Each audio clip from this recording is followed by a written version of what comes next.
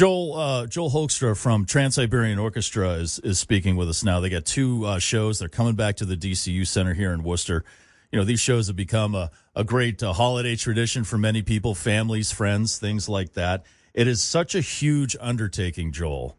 And we've talked about like your crew members and what they have to do to set up for this gigantic show. But as far as the band goes, like how long do you guys have to rehearse? I'm sure rehearsing is tough because you have to be in places where there's no fire and stuff like that to make sure you're safe. How long do you guys rehearse for a tour like this? Yeah, we get a song list, which is longer than the actual set list that we'll do on the tour, probably a month or so before, and we all kind of prepare individually at home. And then we get to rehearsals, and we have about 2.5 weeks usually together. And as you said, that not only involves work with the music, but obviously then incorporating the production elements. So a lot of it is that we're like, hey, stand here, don't be barbecued chicken by the end of the song. And stand in the right place, don't get lit on fire, that kind of good stuff. But no, I mean, they do a fantastic job of giving us the opportunity to sound good from show number one. That's something we actually take very seriously. We don't like to have that thing that some rock bands have on a tour where they're rounding into form. We like to have show number one sound like we've been on the road for months. Yeah, absolutely. And it does. I mean, you guys are always the musicianship. The level of musicianship at the TSO shows is in the stratosphere. It's amazing. And you... correct me if I'm wrong, you have been with the TSO for, is it over 25 years at this point? Not quite that long, but since 2010. Yeah, It's amazing to be doing something for 15 years and still be the new guy to some people. Oh, really? Yeah, I mean, I feel like certainly like a vet, but the people that have been there all the way from the beginning, they'll always still think, he's one of the newer guys. Yeah. That's fun. Yes. Well, since you are still one of the newer guys, some bands, when they welcome in a new member or they welcome a band on tour as part of the bill, there's some pranks that go on. And I know you guys are total professionals and you work very hard at what you do, but is there time for pranks? And if there are, maybe some highlights of some of those over the years? Oh, yeah. I mean, there's always lots of inside jokes going on. It's not unlike most rock tours in that regard, where you've got just a lot, our bass player is a big Photoshop guy and usually just will send across, memes that are just kind of kept internal that are poking fun at people throughout the tour. If any kind of Spinal Tap moments occur, you can rest assured we're all taking our fair share of the heat on that. So, there's been a lot of funny moments over the years for sure. Now, this tour is special because this is the 25th anniversary of... and it's Beethoven's Last Night. And are you guys going to be playing some of that during this show? Yeah, I think that's something people can definitely count on, especially in the back half of the show where we're not telling the story. If you haven't seen TSO before, there's a story on the front half of the show. And this year, that's The Ghost of Christmas Eve, which musically speaking is like a best of or greatest hits. So that's going to be very just, I guess, exemplary of the music that made us popular and made us who we are today. And then the back half, it's a little bit more focusing on the production. As you mentioned, it's 25th anniversary of the album Beethoven's Last Night. So there's going to be a lot of that material happening in the back half as well. And then afterwards, if you haven't seen us before, we have an open signing line after the evening shows. So you don't have to pay the $10 million you have to do to some rock bands to have the meet and greet, et cetera. We've always hung our hat on that we're open with our fan base and have a great connection with them. So by all means, after the evening show, come on by and get anything you want signed and take a picture, et cetera. And we're looking forward to seeing everybody. Yeah, that is something that you hadn't been doing for a few years, obviously, because of COVID and things like that. And this is the first year it has come back. So people can bring one thing. Is that correct, that you guys can sign? Yeah, it's typically one item. And the tour books are quite popular. There's a picture of all of us on the inside, and everybody signs by their picture. So you get the signed tour book is the standard. But, I've got to tell you, I've seen all kinds of items come through. I was going to ask you that over the years, like what are some of the more surprising or shocking things you have signed? I'm not talking about body parts. All right, we won't go there. But like, for instance, I don't ever sign a lot of autographs. So one time this woman came up to me and wanted me to sign something. I said, sure. And she handed me her reserve insulin pump that she attaches to her body.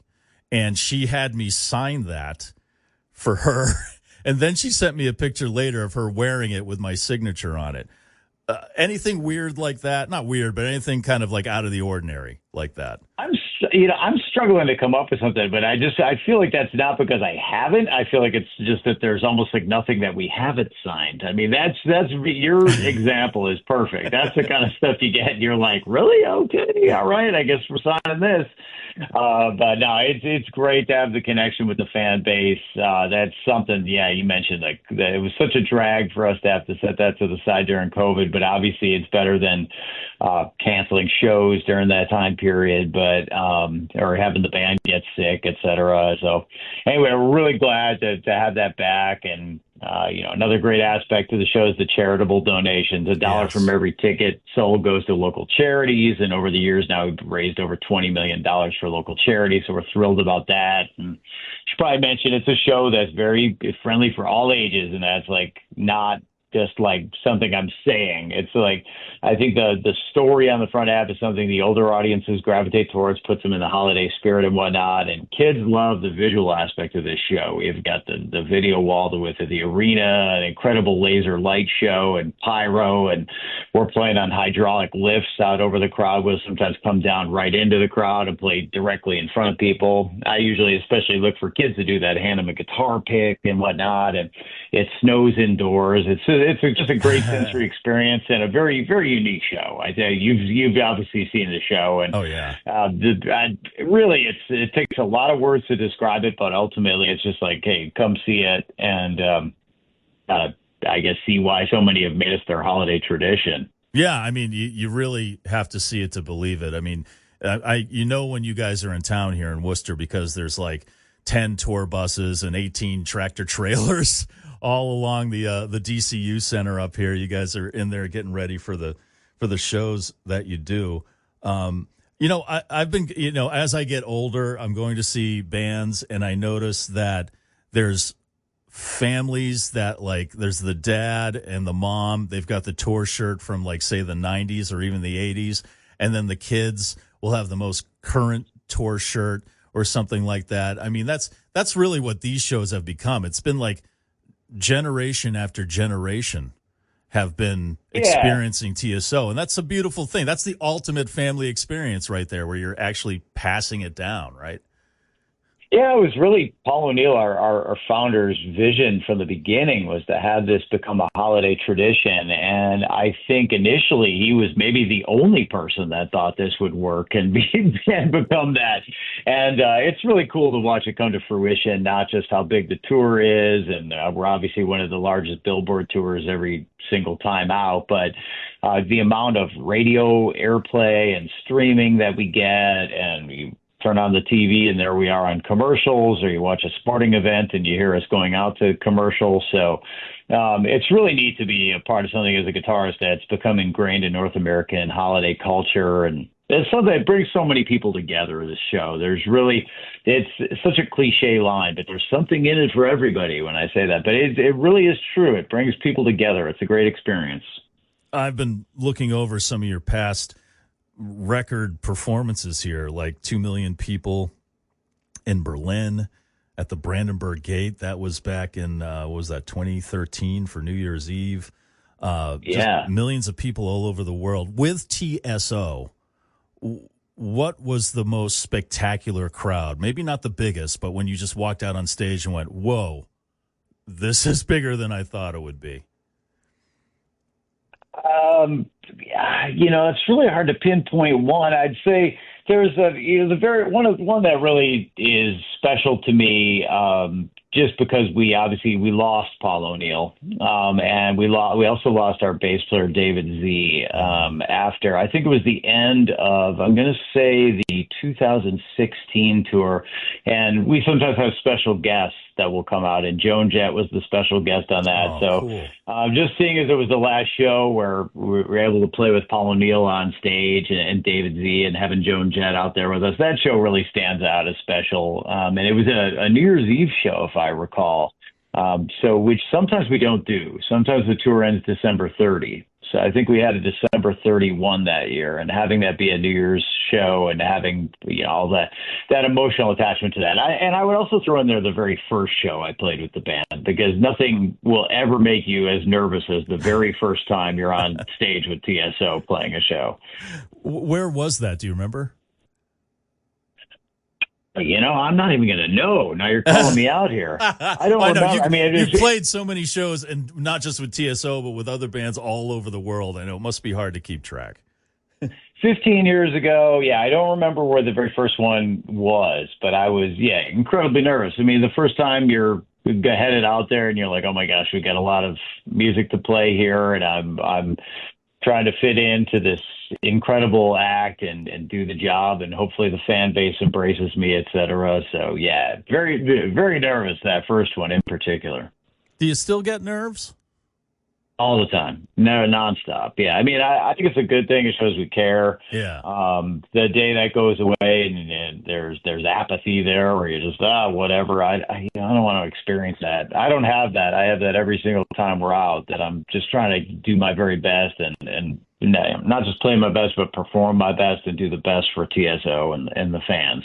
Well, we're looking forward to the shows. 2 shows, November 29th, back here at the DCU Center in Worcester.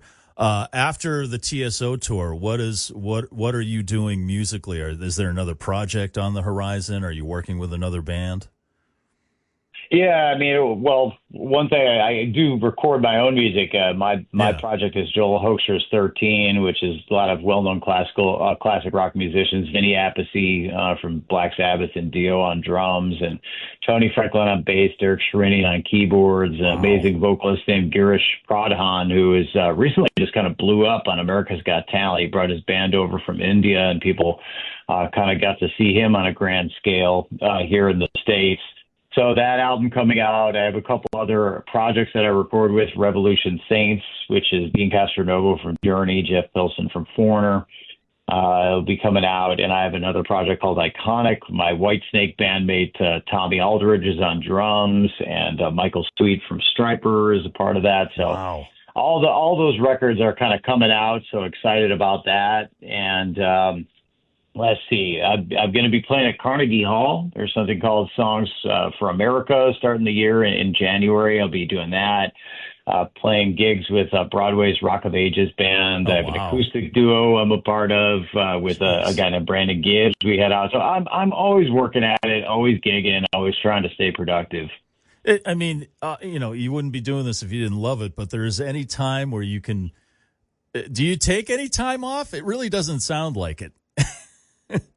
I don't take days off, period. I'm not really into doing that. My thing is to try to make all this keep moving forward on a regular basis. So, it's fun to get this far with music, to be able to do things like play arenas and release albums around the world, et cetera. So you just try to push it and see how far it can all go. And finally, you mentioned Whitesnake, and I know you don't really speak for the band. That's David Coverdale's job. I just want to ask, have you spoken to him recently, and how's he doing? Is he doing all right? Well, yeah, all the time. I'm constantly in touch with David. We have a Whitesnake band thread, and that's maybe not daily anymore, but close. Like every couple of days, David's on there, and he's a wonderful guy. Absolutely love David. He's hilarious on Twitter with some of the stuff he shares. Also. That's very much what he's like in person, actually. Yeah. His Twitter feed it's funny because he's got, the dignified accent and whatnot, but in person, he's just all about the laughs and the hang. He's a really fun guy to be around. All right. Well, thanks for that update. I appreciate it. That's Joel Hoekstra, guitarist with Trans-Siberian Orchestra. They'll be here in Worcester for 2 shows, afternoon show, evening show. That's November 29th. Don't forget, they brought back the signing line. So if you have that just one item or something you want to bring to have them sign, whether it's a tour program or, as we spoke about earlier, some kind of insulin injection system, feel free to bring it by and have the guys, the ladies and the gentlemen sign it. Joel, thanks for your time, man. I really appreciate it. Got you. Couldn't do without your help.